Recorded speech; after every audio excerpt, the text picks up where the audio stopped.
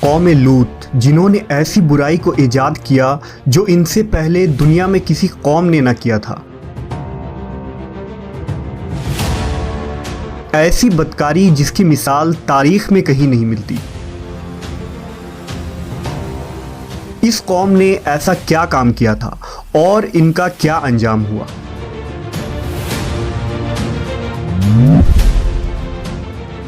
حضرت لوط علیہ السلام اللہ کے ایک برگزیدہ نبی تھے۔ آپ کے والد کا نام ہاران تھا جو تاریخ کے بیٹے تھے۔ آپ کی پیدائش عراق کے قدیم شہر اور میں ہوئی تھی۔ اس شہر میں ابراہیم علیہ السلام کا مسکن تھا۔ دراصل لوط علیہ السلام کے والد ہاران حضرت ابراہیم کے سگے بھائی تھے، یعنی حضرت لوط علیہ السلام حضرت ابراہیم کے بھتیجے تھے۔ چونکہ حضرت لوط علیہ السلام کے والد ان کے بچپن میں ہی انتقال کر چکے تھے، لہذا حضرت لوط کو حضرت ابراہیم نے بیٹا بنا کر پالا تھا۔ آپ حضرت ابراہیم پر سب سے پہلے ایمان لانے والوں میں شامل ہیں۔ آپ حضرت ابراہیم کے زمانے میں اہل سدوم کی رہنمائی کے لیے نبوت کے منصب پر فائز ہوئے۔ حضرت لوط کے بہت سارے معجزات ہیں۔ آپ جس وقت بارش کے لیے دعا کرتے تھے تو آسمان بادلوں سے بھر جاتا اور خوب بارش ہوتی تھی۔ حضرت لوط جس پتھر پر سر رکھ کر سوتے، اس پتھر پر آپ کے سر مبارک کا نشان بن جاتا تھا۔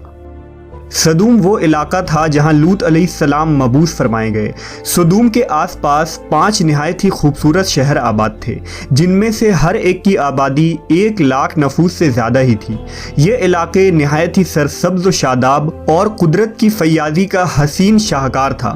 یہاں باغات کی کثرت تھی، لہلہاتی کھیتیاں یہاں کی ضروریات سے کہیں زیادہ تھی۔ اردن، شام اور اسرائیل کے درمیان بسا ہوا یہ علاقہ نہایت ہی زرخیز تھا۔ وہاں طرح طرح کے اناج، پھل، میوے بکثرت پیدا ہوتے تھے، اور یہی وجہ تھی کہ آس پاس کے بستیوں کے لوگ بھی اپنی معاشی اور غذائی ضرورت کے لیے ان بستیوں کی طرف آتے تھے۔ مگر یہ بات اہل سدوم کے لوگوں کو بالکل بھی پسند نہ تھی۔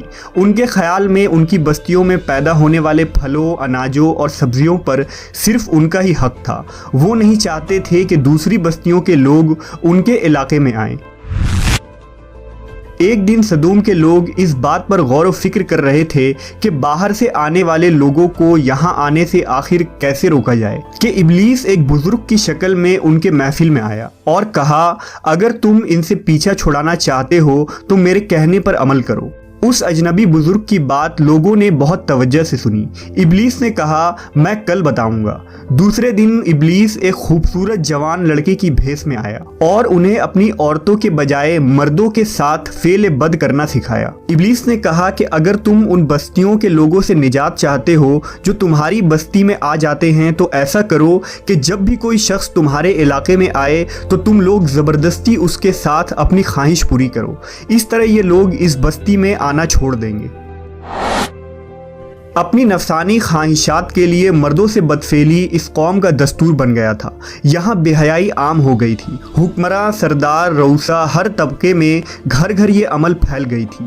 بھری محفل میں یہ لوگ اس فحاشی کے کام کو کر کے خوش ہوتے تھے۔ کوئی بھی محفل اس کام کے بغیر ادھوری سمجھی جاتی تھی۔ خاص کر مسافروں میں سے کوئی خوبصورت لڑکا ہوتا تو یہ لوگ اسے اپنا شکار بنا لیتے۔ تلمود میں لکھا ہے کہ اہل سدوم اپنی روزمرہ کی زندگی میں سخت ظالم، دھوکے باز اور بد معاملہ تھے۔ کوئی مسافر ان کے علاقے سے بخیریت نہ گزر سکتا تھا۔ کوئی غریب ان کی بستیوں سے روٹی کا ایک ٹکڑا نہ پا سکتا تھا۔ بارہا ایسا ہوتا تھا کہ باہر کا آدمی ان کے علاقے میں پہنچ کر فاقوں سے مر جاتا اور یہ اس کے کپڑے اتار کر اس کی لاش کو برہنہ دفن کر دیتے۔ اپنی وادی کو انہوں نے ایک باغ بنا رکھا تھا جس کا سلسلہ میلوں تک پھیلا ہوا تھا۔ اس باغ میں وہ انتہائی بے حیائی کے ساتھ اعلانیہ بدکاریاں کرتے تھے۔ حضرت لوط علیہ السلام نے انہیں توحید کی دعوت دی اور بدکاری کے اس گھنونے عمل سے توبہ کرنے کا حکم دیا۔ حضرت لوط نے کہا، تم بے حیائی کیوں کرتے ہو؟ کیا تم عورتوں کو چھوڑ کر لذت حاصل کرنے کے لیے مرد کی طرف مائل ہوتے ہو؟ حقیقت یہ ہے کہ تم احمق لوگ ہو۔ حضرت لوط اہل سدوم کو دن رات واعظ و نصیحت کیا کرتے، لیکن قوم پر اس کا کوئی اثر نہ ہوا، بلکہ وہ بہت فخریہ انداز میں یہ کام کرتے تھے۔ انہیں حضرت لوط کا سمجھانا بھی برا لگتا تھا، لہٰذا انہوں نے صاف صاف کہہ دیا کہ اگر تم ہمیں اسی طرح برا کہتے رہے اور ہمارے کاموں میں مداخلت کرتے رہے تو ہم تمہیں اپنے شہر سے نکال دیں گے۔ حضرت لوط نے نصیحت و تبلیغ کا سلسلہ جاری رکھا، لہٰذا ایک دن اہل سدوم نے خود ہی عذاب الہی کا مطالبہ کر دیا۔ اللہ تعالیٰ نے اب تک ان کے اس بدترین فحاشی اور بدکاری کے باوجود ڈھیل دے رکھی تھی، لیکن جب انہوں نے حضرت لوط سے ایک دن کہا کہ اگر تم سچے ہو تو ہم پر عذاب لے آؤ، لہٰذا ان پر عذاب الہی کا فیصلہ ہو گیا۔ اللہ نے اپنے خاص فرشتوں کو دنیا کی طرف روانہ کر دیا۔ یہ فرشتے دراصل حضرت جبرائیل، میکائیل اور اسرافیل علیہ السلام تھے۔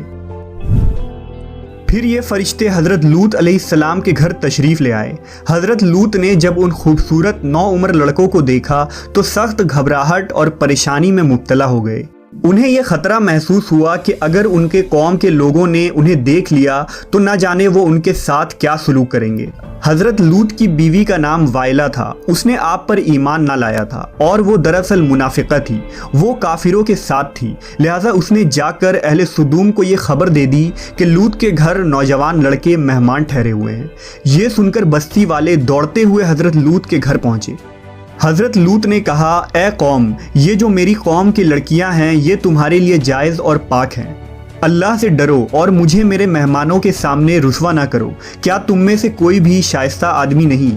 حضرت لوط کی بات سن کر وہ لوگ بولے، تم بخوبی واقف ہو کہ ہمیں تمہاری بیٹیوں سے کوئی حاجت نہیں، اور جو ہماری اصل چاہت ہے اس سے تم بخوبی واقف ہو۔ قوم لوط کے اس بے شرمانہ جواب سے اندازہ لگایا جا سکتا ہے کہ وہ فعل بد میں کس حد تک مبتلا ہو چکے تھے۔ جب حضرت لوط علیہ السلام کی قوم ان کے گھر کی طرف دوڑتی ہوئی آئی تو حضرت لوط نے گھر کے دروازے بند کر دیے اور ان نوجوانوں کو ایک کمرے میں چھپا دیا۔ اس بدکار لوگوں نے آپ کے گھر کا گھیراؤ کیا ہوا تھا اور ان میں سے کچھ گھر کے دیوار پر بھی چڑھنے کی کوشش کر رہے تھے۔ حضرت لوط اپنے مہمانوں کی عزت کے خیال سے بہت زیادہ گھبرائے ہوئے تھے۔ فرشتے یہ سب منظر دیکھ رہے تھے۔ جب انہوں نے حضرت لوط علیہ السلام کی بے بسی اور پریشانی کا یہ عالم دیکھا تو حقیقت سے پردہ اٹھاتے ہوئے یوں فرمایا، اے لوط، ہم تمہارے رب کے بھیجے ہوئے فرشتے ہیں، یہ لوگ ہرگز تم تک نہیں پہنچ سکیں گے۔ ابھی کچھ رات باقی ہے تو اپنے گھر والوں کو لے کر چل دو اور تم میں سے کوئی شخص پیچھے مڑ کر نہ دیکھے۔ اہل سدوم حضرت لوط کے گھر کا دروازہ توڑنے پر بضد تھے، لہٰذا حضرت جبرائیل علیہ السلام نے گھر سے باہر نکل کر اپنے پر کا ایک کونا انہیں مارا، جس سے ان سب کی آنکھوں کے ڈھیلے باہر نکل آئے اور بصارت زائل ہو گئی۔ یہ خاص عذاب ان لوگوں کو پہنچا جو حضرت لوط کے پاس بد نیتی سے آئے تھے۔ حضرت لوط علیہ السلام حقیقت حال جان کر مطمئن ہو گئے اور اپنے گھر والوں کے ساتھ رات ہی کو نکل کھڑے ہوئے۔ بیوی بھی ان کے ساتھ تھی، لیکن کچھ دور جا کر وہ واپس اپنے قوم کی طرف پلٹ گئی اور قوم کے ساتھ جہنم رسید ہو گئی۔ صبح کا آغاز ہوا تو اللہ کے حکم سے حضرت جبرائیل نے بستی کو اپنے پر سے اکھاڑ دیا اور پھر اپنے بازو پر رکھ کر آسمان پر چڑھ گئے، یہاں تک کہ آسمان والوں نے بستی کے کتے کے بھونکنے اور مرغوں کے بولنے کی آوازیں سنی۔ پھر اس بستی کو زمین پر دے مارا، جس کے بعد ان پر پتھروں کی بارش ہوئی۔ ہر پتھر پر مرنے والوں کا نام لکھا ہوا تھا۔ جب یہ پتھر ان کو لگتے تو سر پاش پاش ہو جاتے۔ صبح سویرے شروع ہونے والا یہ عذاب اشراق تک پوری بستی کو نیست و نابود کر چکا تھا۔ قوم لوط کی ان خوبصورت بستیوں کو اللہ نے ایک انتہائی بدبودار اور سیاہ جھیل میں تبدیل کر دیا، جس کے پانی سے رہتی دنیا تک کوئی فائدہ نہیں اٹھایا جا سکتا۔ سمندر کے اس خاص حصے میں کوئی جاندار، مچھلی، میڈک وغیرہ زندہ نہیں رہ سکتے، اس لیے اسے ڈیڈ سی یعنی بحر مردار کہا جاتا ہے، جو اسرائیل اور اردن کے درمیان واقع ہے۔ ماہرین آثار نے 10 سالوں کی تحقیق و جستجو کے بعد اس تباہ شدہ شہر کو دریافت کیا تھا۔ تحقیقات سے پتہ چلا تھا کہ اس شہر میں زندگی بالکل ختم ہو چکی ہے۔ اس شہر کے راستے اور کھنڈرات کو دیکھ کر آرکیولوجسٹ نے یہ اندازہ لگایا کہ جب یہ شہر تباہ ہوا تو اس وقت لوگ روزمرہ کے معمولات کے کاموں میں مشغول تھے اور یہاں زندگی اچانک ختم ہو گئی تھی۔ اہل سدوم جنہیں پتھر بنا دیا گیا تھا، ان کے بت ابھی تک بحر مردار کے پاس موجود ہیں، جو تا قیامت لوگوں کے لیے ایک عبرت ہے۔ آج یورپی ممالک میں انسانی آزادی کے نام پر اس بدکاری کی اجازت دی جاتی ہے اور اس فحش عمل کو فخر سمجھا جاتا ہے، مگر حقیقت یہ ہے کہ ہم جنس پرستی بالکل فطرت کے خلاف ہے، جس سے انسانی معاشرہ تباہ و برباد ہو جاتا ہے۔ روایتوں کے مطابق ایک مرتبہ حضرت سلیمان علیہ السلام نے شیطان سے پوچھا کہ اللہ کے نزدیک سب سے بدترین عمل کیا ہے؟ ابلیس بولا، جب مرد مرد سے بدفعلی کرے اور عورت عورت سے خواہش پوری کرے۔ حضرت ابن عباس سے روایت ہے کہ رسول اللہ صلی اللہ علیہ وسلم نے فرمایا کہ اس شخص پر اللہ پاک کی لعنت ہو جو قوم لوط والا عمل کرے۔